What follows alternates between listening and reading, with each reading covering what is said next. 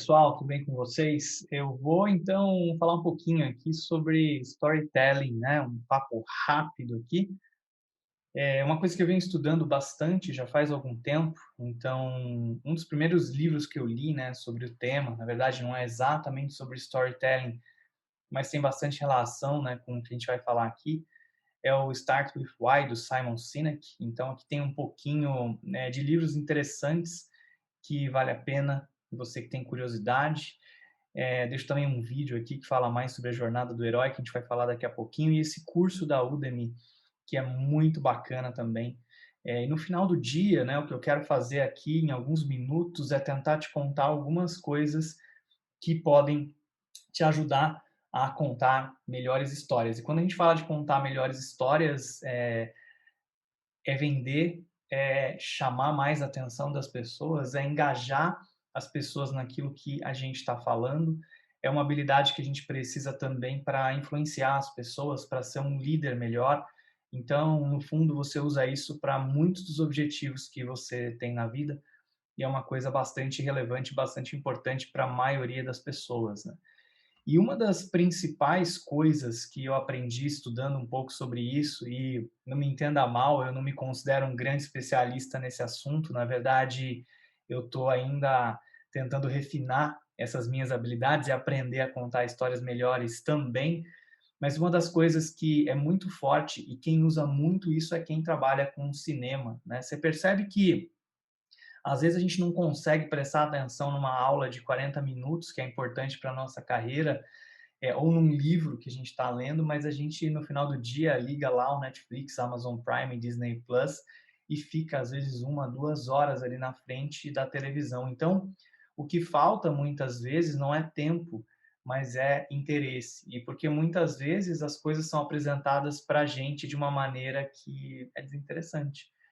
E para ficar mais interessante, a gente tem que trabalhar com uma coisa chamada tensão. E é isso que ele está fazendo aqui nessa imagem com esse elástico, né? Então a gente fica o tempo inteiro esticando e soltando, esticando e soltando.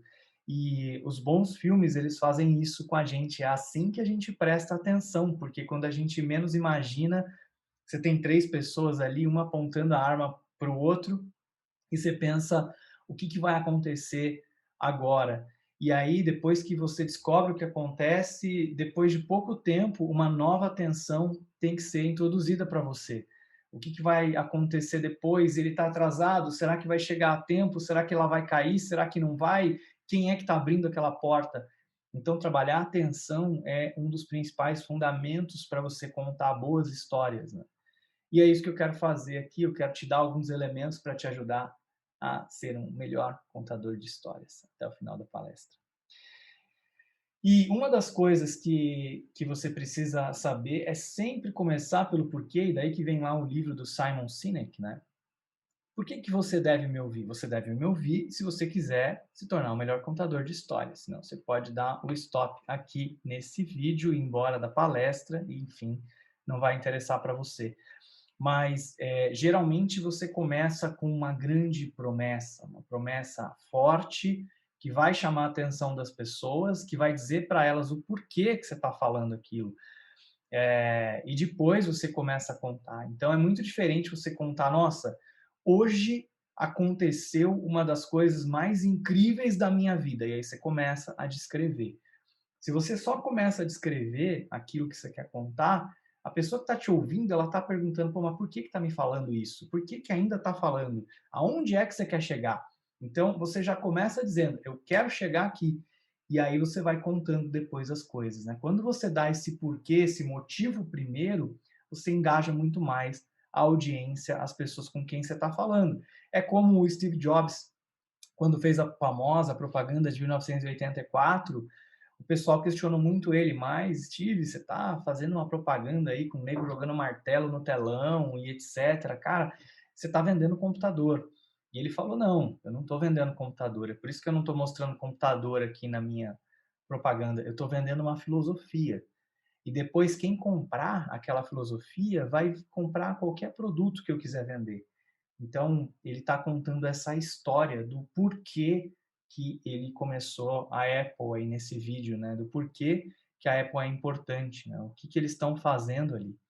E tem um modelinho que trabalha muito bem essa questão da atenção e que mantém a gente engajado. E esse modelinho é usado na maioria dos filmes que você gosta. É. E que você lembra, que você conta e que estão lá nos rankings, no top do IMDb. Então, Star Wars, Senhor dos Anéis, Harry Potter, todos esses aí são filmes que usam essa mesma estrutura e até mesmo histórias de grandes mestres como Jesus, como Buda, seguem essa mesma trajetória. E aí que entra o livro do Campbell, né? Um herói de mil faces, A Hero with a Thousand Faces. E por quê? Porque ele dissecou a estrutura dessas histórias que são contadas, né, de séculos e milênios atrás, e que contém todos esses elementos. É essa chamada jornada do herói. E a jornada do herói, ela começa com aquele herói num mundo comum, ordinário, né, em que as coisas estão ali acontecendo como sempre acontecem. Sabe aquele desenho animado que começa mostrando a vida do personagem num dia normal? E aí, depois disso, você tem uma chamada para uma aventura e uma recusa. E aí, assim, as coisas vão se desenrolando. E a cada passo dessas etapas, né, de chamada para aventura, depois de você ter uma iniciação, uma transformação e depois um retorno, você vai trabalhando muito bem a atenção, né? Então, quando a gente lembra lá, por exemplo, do Senhor dos Anéis, ele segue muito bem essa estrutura, o Hobbit segue muito bem essa estrutura também. Quem gosta, né, desse universo aí de Senhor dos Anéis, lembra do filme do Hobbit, em que o Bilbo estava lá na sua vidinha tranquila, né, naquela casinha de Hobbit, fazendo sua rotina, fumando seu cachimbo, quando vem o Gandalf chamar ele para uma aventura. E é exatamente essa estrutura que vai acontecendo durante todo o filme. Então, eu não vou falar aqui em detalhes, porque a gente tem pouco tempo, mas quem tiver curiosidade, aqui nos slides depois, você pode acompanhar cada uma das etapas da jornada do herói. Então, quer dizer, boas histórias, elas trabalham muito bem a tensão. E tem alguns padrões de histórias que normalmente funcionam muito bem. E até alguns padrões de personagem que em diferentes filmes você vai encontrando, né? Então você tem o herói, você tem ali aquele mentor, você tem um inimigo, você tem um guardião, e esses personagens, essas categorias vão se repetindo aí em muitos filmes, em muitas histórias de sucesso que acompanham também aqui, né, sempre essa grande jornada do herói. Então, a atenção é o segredo do engajamento, né? É a atenção que faz a gente prestar atenção. E o que cria atenção? Dúvidas, perguntas, a esperança de que algo vai dar certo, uma expectativa para a gente saber o que vai acontecer, algo que nos gera curiosidade. Sabe aquela cena de série, de filme, de novela, que acaba com alguém chegando e você fica pensando quem é essa pessoa? Quando você vê alguém ali pendurado, quase caindo, e você fala o que vai acontecer? Quando você escuta um barulho de tiro e você pensa, será que acertou, será que não acertou? Isso vai gerando tensão em você, você fica preocupado com o personagem, curioso para saber o que vai acontecer. E essa tensão está em toda parte. A gente usa ela, inclusive, na tecnologia para gerar essa tensão nas pessoas. Por exemplo, quando a gente está vendo aquele jackpot effect, quando você vai no cassino e hoje em dia você puxa aquela alavanca, né? Aqui no Brasil não temos cassino, mas no exterior, por exemplo, em Las Vegas, é possível. E aí você sabe que tem um tempo que aquilo fica rodando, né? E aquele tempo é justamente para criar essa tensão, para criar essa expectativa e deixa as pessoas muito mais tempo ali naquela maquininha jogando do que se simplesmente você já mostrasse se ela ganhou ou perdeu instantaneamente, como hoje em dia é possível. Quando a gente abre o Gmail e vê aquela rodinha carregando, você fica na expectativa, será que tem e-mail novo para mim? Quando você arrasta o seu celular para ver ali a próxima mensagem no Twitter, no Instagram, isso tudo está trabalhando com a sua atenção. E aí a gente tem muitos tipos de tensão diferentes, né? E trabalha de formas diferentes, com música, com ritmo, com o tempo acabando, né? Aquele reloginho que vai acabando, e será que vai dar tempo? Será que vai chegar lá? aquela bomba relógio que vai explodir no último minuto, alguém corta o fio certo para que a coisa não dê errado, né? Então tudo isso vai gerando essa tensão e vai mantendo a gente engajado. Então, pessoal, basicamente, né, o que você tem que lembrar? Quando você for contar uma história, tenta contar em 3 atos.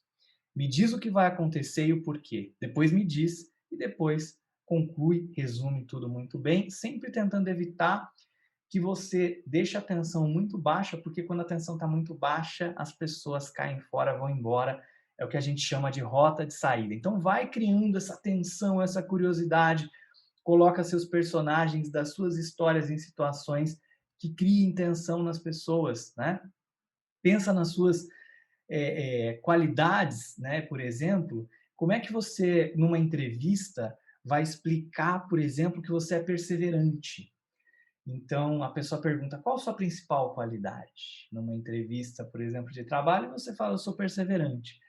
É muito mais forte, muito mais interessante se você contar uma situação, por exemplo, em que você tinha que fazer uma entrega para alguém de alguma coisa muito importante, por exemplo, os anéis de noivado do seu melhor amigo, e aí você saiu para comprar e você perdeu, caiu no bueiro, você não conseguiu pegar, aí você foi na loja para pegar uma pronta do mesmo tamanho, não tinha, você fez uma viagem para o Paraná, quando chegou no Paraná e você conseguiu comprar, pegou as alianças, aí você conseguiu pagar, mas na volta o carro quebrou, você teve que deixar o carro na estrada, alugar um outro carro, sair correndo para o casamento do seu melhor amigo, e aí sei lá o que mais acontece, mas no fim, você, porque perseverou muitas vezes, chegou lá. Então isso mostra muito melhor e marca a sua perseverança e faz com que as pessoas lembrem dessa história para sempre, do que se você simplesmente dizer que é perseverante de forma vazia.